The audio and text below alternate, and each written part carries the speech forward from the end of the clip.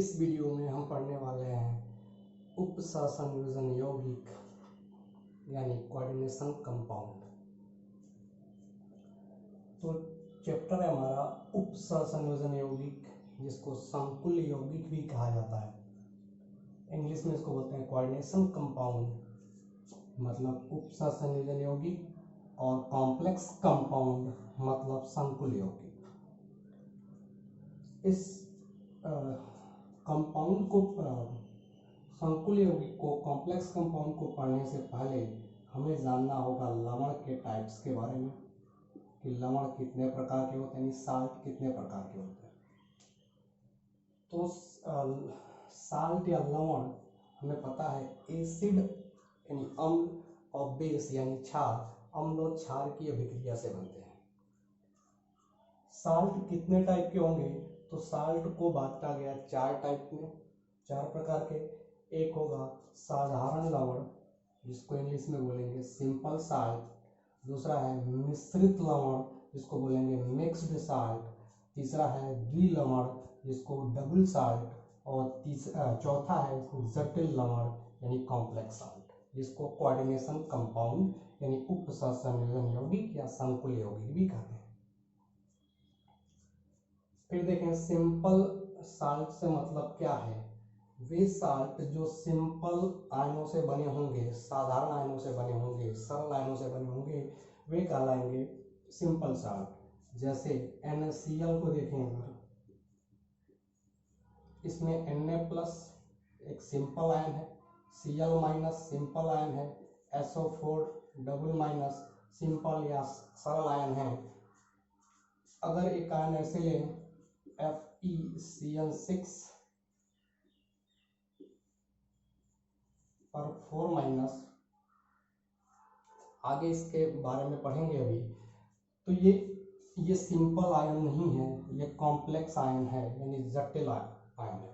ये complex ion है, जटिल आयन है। तो ऐसे लवण यानी साल्ट जो किससे बने हों, सरल आयनों से बने हुए हों, उनको हम कहते हैं सिंपल साल्ट, सरल लवण या साधारण लवण। अब जैसे इनसे बनेगा NaCl बनेगा, ठीक है, K2SO4 बन जाएगा।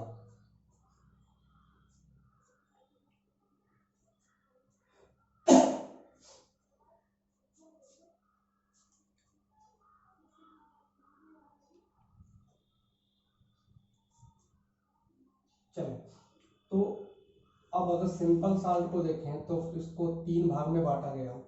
एक न्यूट्रल साल्ट यानी उदासीन लवण, दूसरा अम्लीय लवण और तीसरा क्षारीय लवण। उदासीन लवण का मतलब क्या है, न्यूट्रल साल्ट। इसमें देखेंगे तो इस साल्ट या लवण में H+ एसिड का H+ और क्षार यानी बेस का OH- दोनों ही नहीं रहेंगे। ना तो H+ रहेगा, ना तो OH- रहेगा। ऐसे साल्ट को न्यूट्रल साल्ट, उदासीन लवण कहा गया। और दूसरा कैटेगरी है इसमें एसिडिक साल्ट। एसिडिक साल्ट में क्या होगा, जब एसिड का H+ रह जाएगा, एसिड का H+ इसमें रह जाएगा, तब उसे अम्लीय लवण कहेंगे। जैसे NaHSO4, इसमें Na+ है और H+ है जो एसिड का है, तो ये अम्लीय लवण कहलाएगा, एसिडिक साल्ट कहलाएगा। इसी तरह से अगर देखें क्षारीय लवण में, तो CaOH, इसमें OH- मौजूद है, तो इसको नहीं कहेंगे क्षारीय लवण, बेसिक साल्ट। फिर साल्ट का दूसरा टाइप है मिश्रित लवण, मिक्स्ड साल्ट। तो मिश्रित लवण में क्या है कि इसमें देखेंगे एक से ज्यादा टाइप का धनायन या एक से ज्यादा टाइप का ऋणायन मौजूद होगा। ऐसे साल्ट को बोलेंगे मिश्रित लवण या मिक्स्ड साल्ट। जैसे NaKCO3 में देखें तो Na+ और K+ 2 तरह के धनायन हैं, और MgClBr को देखें तो 2 तरह के ऋणायन हैं, एक Cl- और एक Br-। तो ये मिश्रित साल्ट कहलाएगा, मिश्रित लवण कहलाएंगे। तीसरा टाइप था द्विलवण, और चौथा हमारा है जटिल लवण, कॉम्प्लेक्स साल्ट। इन दोनों में हमें समझना है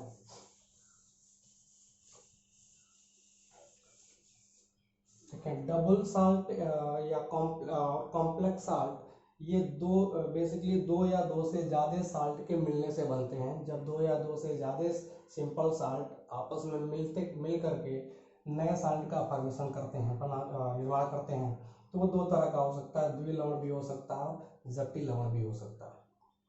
देखिए द्विलवण तब बनता है जब वो दोनों जो साल्ट हैं आपस में रिएक्शन नहीं करते, सिर्फ मिक्स हो जाते हैं।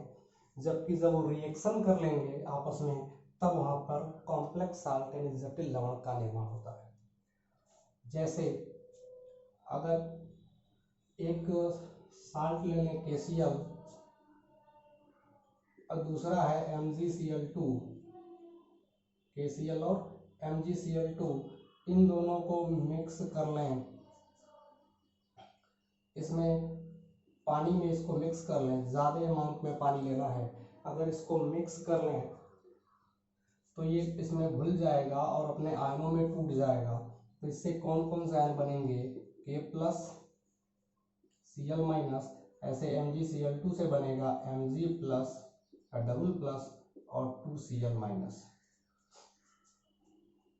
तो ये अपने आयनों में टूट जाएगा और जलीय विलयन बन जाएगा, एक्वस सॉल्यूशन मिल जाएगा। अगर इसको पुनः क्या करें, इसमें से पानी निकाल लें, पानी को किसी तरह से निकाल दिया जाए और इसको ठंडा कर दिया जाए।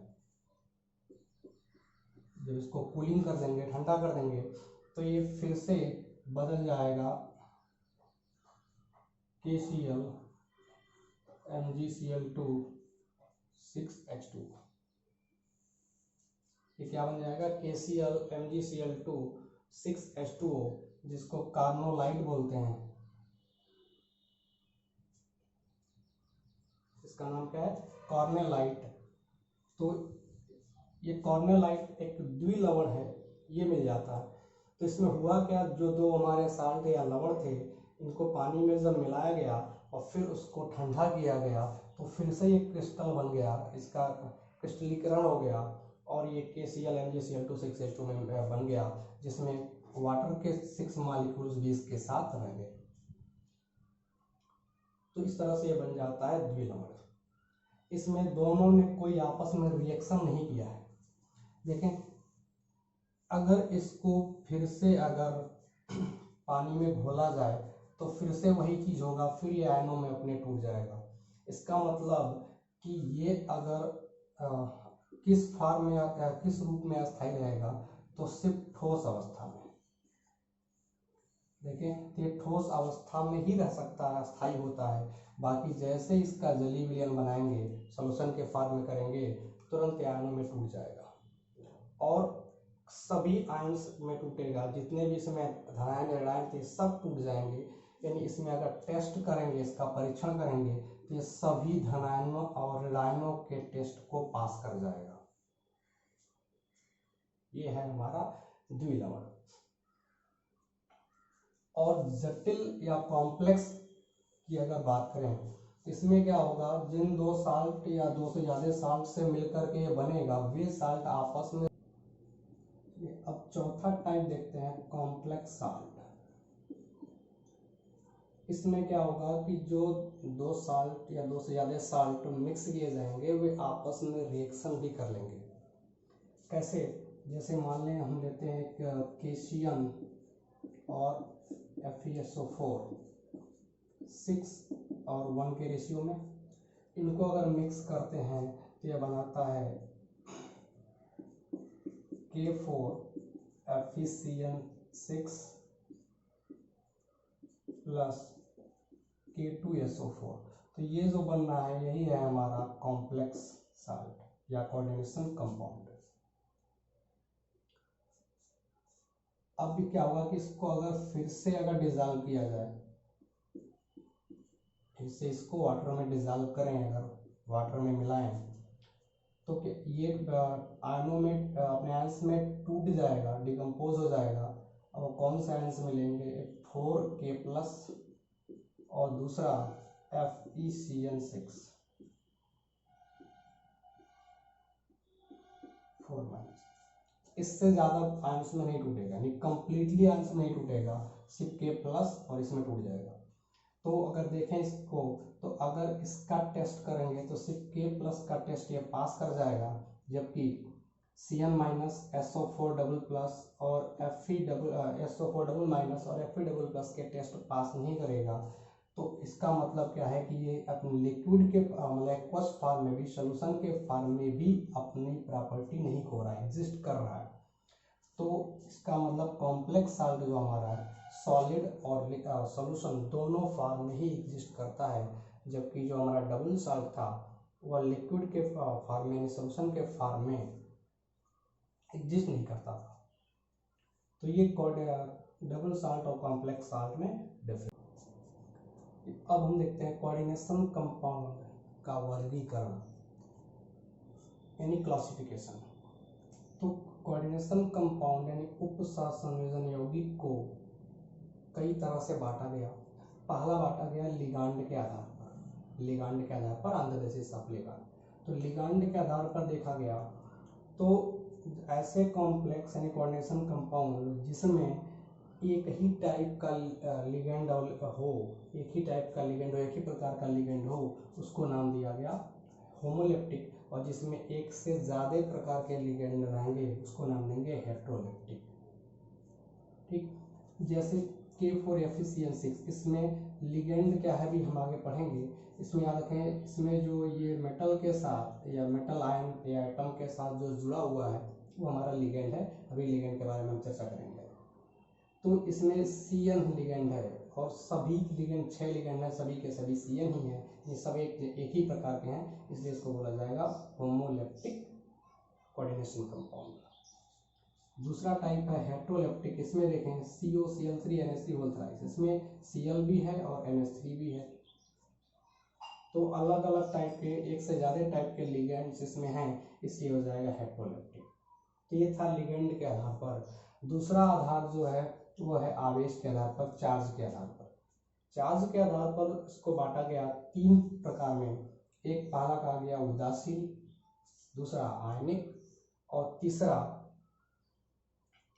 Cationic anionic complex.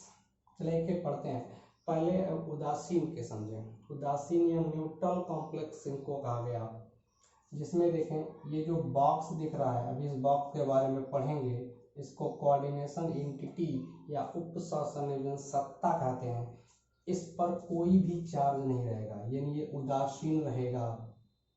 अगर इसको पानी में डिजॉल्व करें यानी पानी में मिलाएं तब भी और ना मिलाएं तब भी हमेशा इस पर कोई चार्ज, ये डब्बा दिख रहा है बॉक्स, इस पर कोई भी चार्ज, कोई भी आवेश नहीं रहेगा। तो ऐसे कॉम्प्लेक्स को कहेंगे उदासीन। दूसरा होगा आयनिक। आयनिक में जो बॉक्स होगा, हमारा डब्बा होगा, उपसंयोजन सत्ता होगी, उस पर आवेश दिखेगा, चाहे वो धनात्मक होगा या फिर ऋणात्मक होगा। तो आयनिक में आवेश के आधार पर 2 तरह से बांट दिया गया।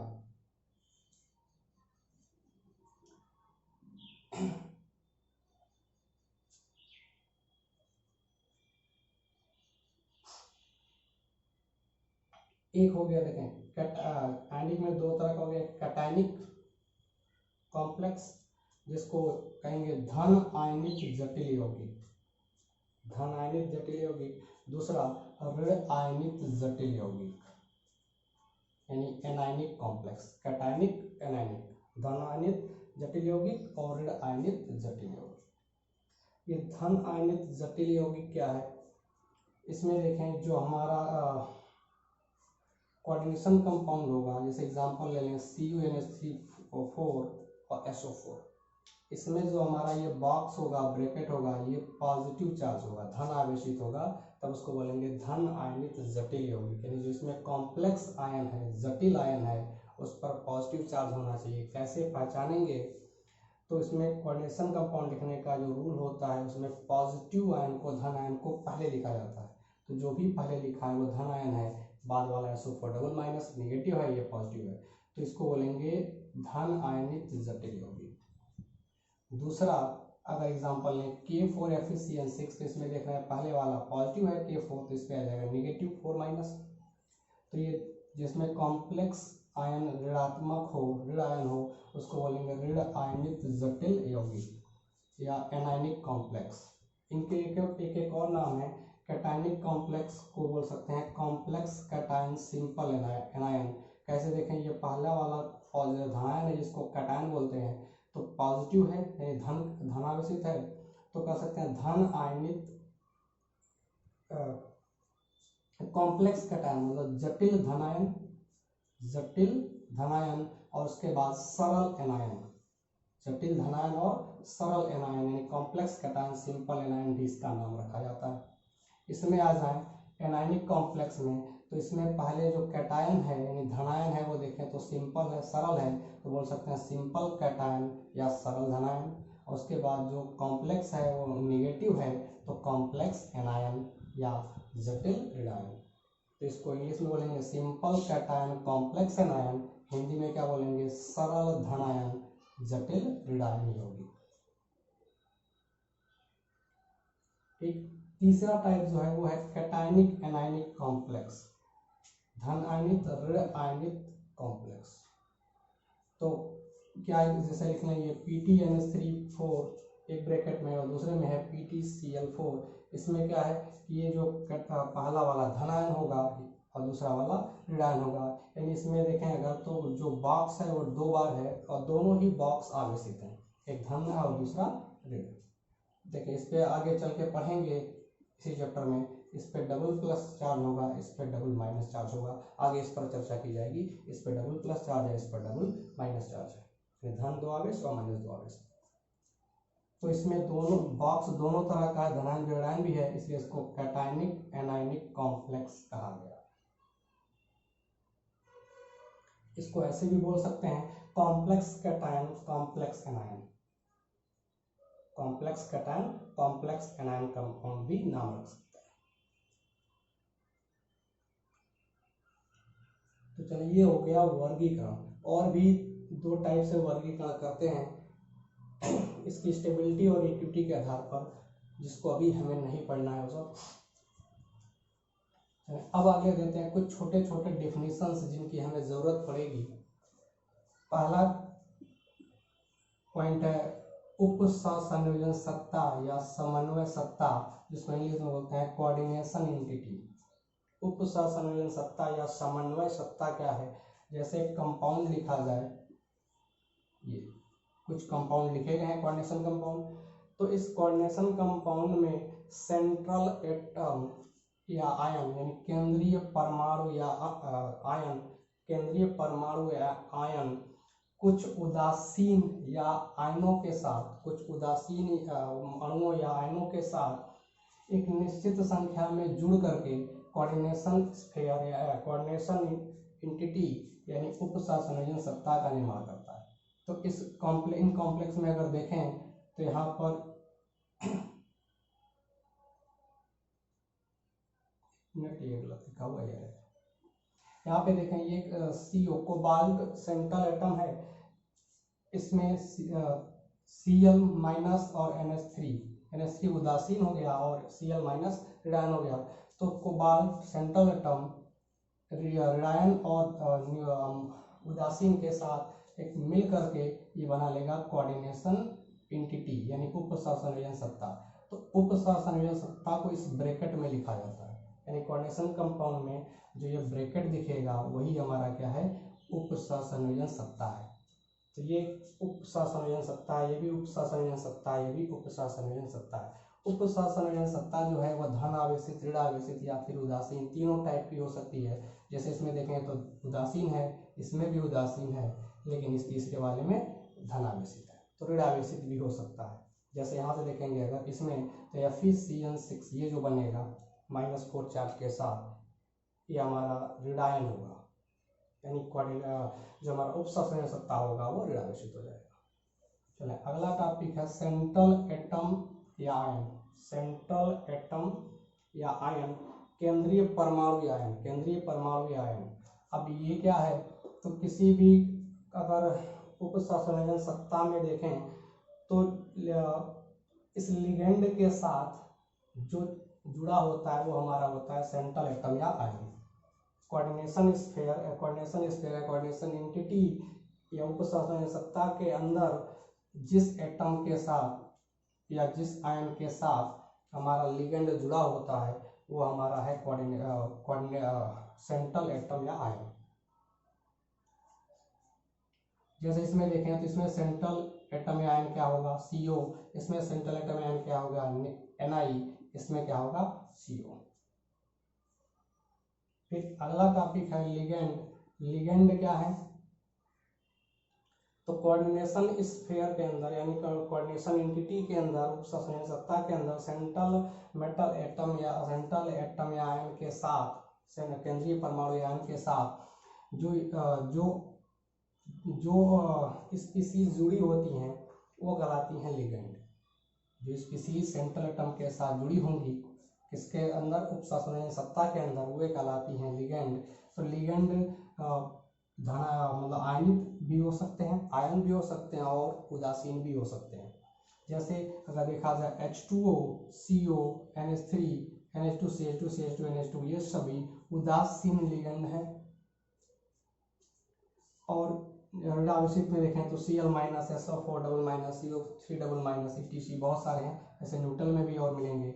और कुछ धनायन भी होते हैं जो बहुत कम है, जैसे ये है NO+ और NH2 5+। इनके एग्जाम्पल्स बहुत ही कम मिलेंगे लेकिन उदासीन और ऋणायन के ज़्यादा मिलेंगे। तो ये लिगेंड कहलाते हैं। लिगेंड के पास क्या होता है, डोनर एटम होता है जो लोन पेयर इलेक्ट्रॉन डोनेट करता है सेंट्रल एटम को। तो अगर हमारा लिगेंड में सिर्फ एक डोनर एटम है, यानी एक डोनर एटम अपना इलेक्ट्रॉन डोनेट करके, एक दाता परमाणु अपना इलेक्ट्रॉन दे करके कोऑर्डिनेशन कंपाउंड बनाएगा मेटल केंद्रीय परमाणु के साथ, तो वह कहलाएगा मोनोडेंटेट लिगेंड। मोनोडेंटेट या यूनिडेंटेट लिगेंड, एकल दंतु बोलते हैं उसको, एकल दंतु लिगेंड। ऐसे अगर दो डोनर एटम रहेंगे, दो दाता परमाणु रहेंगे तो बाइडेंटेट कहलाएगा, द्विदंतु कहलाएगा। ऐसे होता चला जाता है। नेक्स्ट वीडियो में हम लिगेंड के बारे में और डिटेल्स में पढ़ेंगे और इनके देखेंगे कौन कौन से लिगेंड्स हैं जिनका हमें स्पेशली नाम भी याद रखना पड़ेगा और उन पर कितना चार्ज है वो बहुत ज़रूरी है याद रखना। तो लिगेंड को डिटेल में पढ़